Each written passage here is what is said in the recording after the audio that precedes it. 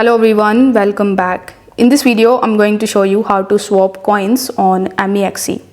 Now, first of all, you need to understand that swapping feature will be available in wallets, but if you are using exchanges, you are going to see the convert option.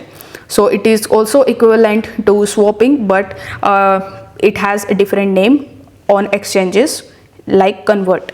So once you are on MEXC, you need to simply tap on the more option on the home page, and over here you will see the convert option. So you need to simply tap on convert.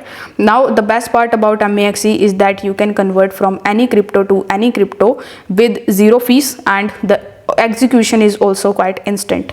So over here you need to select that particular cryptocurrency which you want to swap.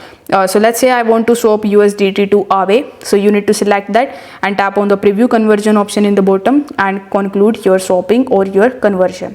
If this video helped you out, make sure that you like this video and subscribe to the channel. Thanks for watching.